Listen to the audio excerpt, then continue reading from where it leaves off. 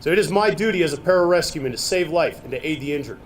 I must be prepared at all times to perform my assigned duties quickly and efficiently, placing these duties before personal desires and comforts. I was a staff sergeant running all CSAR operations out of Bagram here in 2002. A pararescueman's creed is much like the other elite forces of our sister services.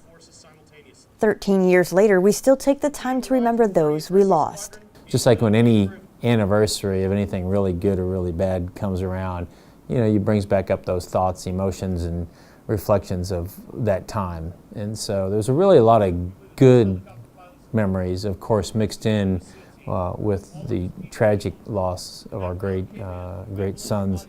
It was really a lot of energy at that time because it's still pretty fresh after 9/11. It was just still months after 9/11, and it was uncharted territory.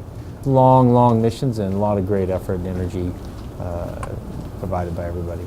The American flag, representing the dedication these men had to their country, traveled 24 hours with a baton bearing the names of the fallen from Operation Anaconda, March 4th, 2002.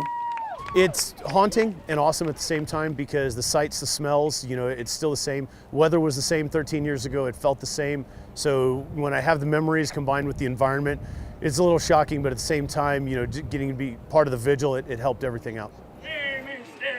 Mixed emotions surfaced while at Bagram on the anniversary.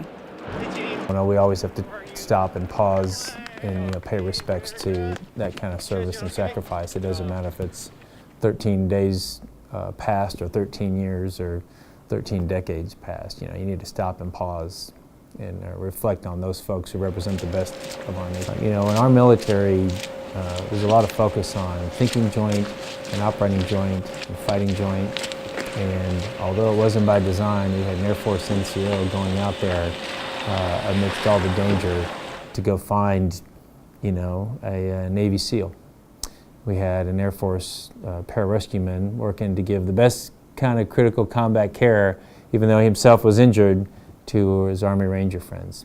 Nobody told those great Americans to fight joint. It just came natural. But what I want you to think about is the men that launched that day.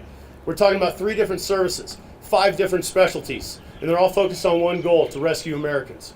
Air Force Staff Sergeant Jennifer Stye, Bagram Airfield, Afghanistan.